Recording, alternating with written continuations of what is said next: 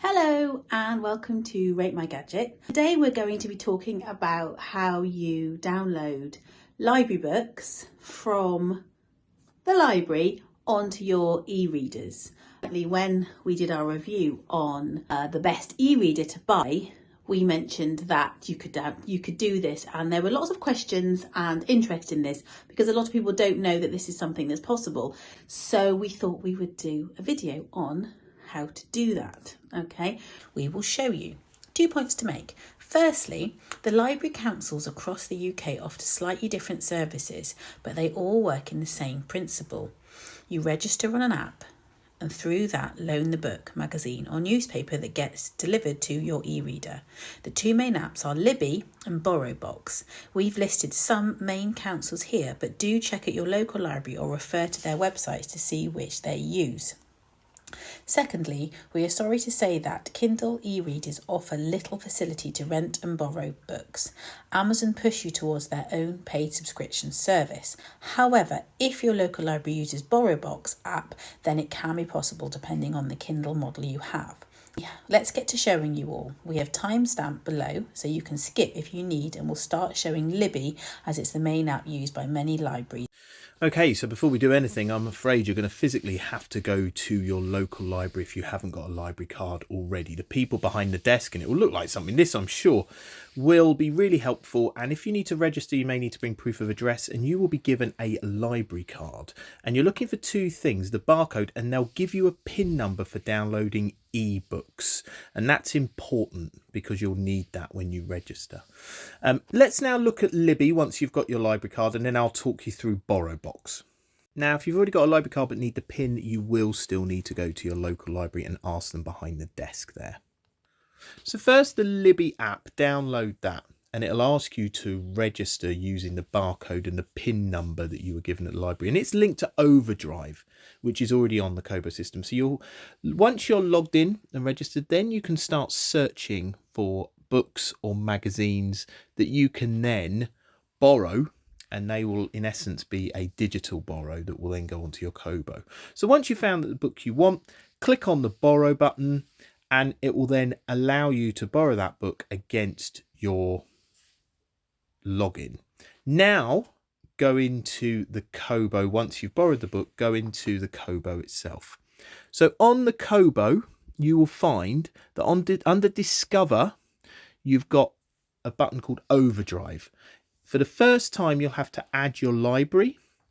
So search for your library's council, and that will be on the card that you got from the library. Now, beware that this is UK and US. So Birmingham, you can see here, has got some US, Alabama libraries. Once you've found yours, it will then give you a QR code, and you can scan that with your phone, and it just works. It just registers your app that you have on your phone to the Kobo, and it will mean that the books get automatically uploaded. That's it. Easy.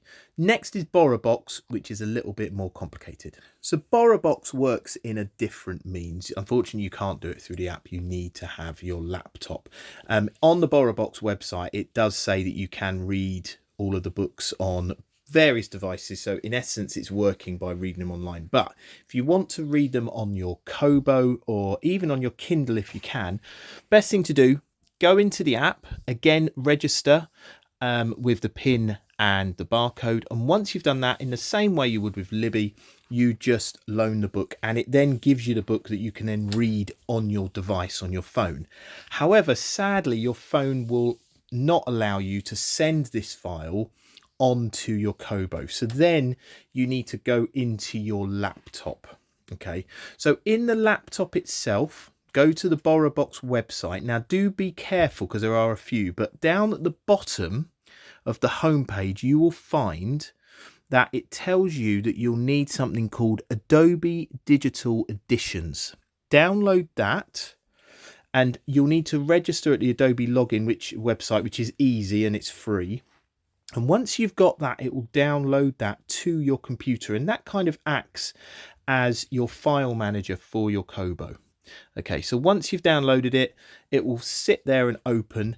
Now go back into Borrowbox. Now be mindful, as I said earlier, there are a few websites. Make sure it's got this prefix at the top of your council.borrowbox.com. So in this case, it's Bristol. Borrowbox. Once you've registered, you can then sign in. So sign in as you were before. It then lets you see your rentals, or if not, you can start searching for books. But because we've already borrowed a book on our app, then go into My Loans on the top, okay, and under the My Loans at the top, it will then show you the books that you've loaned. Please don't judge me, but Prey Zone is the one by Wilbur Smith. You can then click on Read, and it will give you the download for e-reader option on your laptop. Click on that, and now because you've got that Adobe Digital Edition, what it will do is it will basically put a URL link download, which you click on the top right in this instance, and that will take you straight into the Adobe Digital Edition. Now, in this case, you can see you might have to log in with your password that you registered. Once you've authorized your computer to use Adobe Digital Editions, the book will come straight into that area, as you can see here. Now that means you can read it on your computer, but that's no good. So you've kind of downloaded it. Now you want to put it on the Kobo. So plug your Kobo in via the USB cable into your laptop, and once you've plugged it in, it'll ask you computer detected, connect. Now if it works as it should, it'll automatically recognize the Adobe Digital Editions and it will download that book. Otherwise, you might have to drag it in. So what then happens is the book will come in straight away, like this. But let me show you, just in case you haven't got the book automatically transferring from the Adobe Digital Editions onto your Kobo. And in this example, I'll show you how to do it for magazines. So first of all, you need to go into the Borrowbox website, again, signed in. Now, if you want magazines, I'll show you magazines. You need to then go to ePress, that's at the top here. So click on ePress and you'll see you've got a load of different options available to you. Click on the magazine that you want. So usually it will present the latest edition. It will then say, do you want to subscribe or do you just want the latest edition? Normally, I would just go latest edition, click on that. So you've successfully loaned it out. Now you want to download it and hit on that Adobe Edition download again. Then the URL comes in the top right hand corner as before. So click on that URL, which will automatically open up Adobe Digital Editions.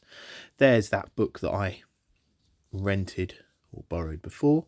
It then comes in, so now I can read it on my laptop if I really want to. But if I close that magazine out, there it is in my Adobe Digital Editions. If I grab it with my Kobo plugged in, you can see my Kobo is a device on the left hand side.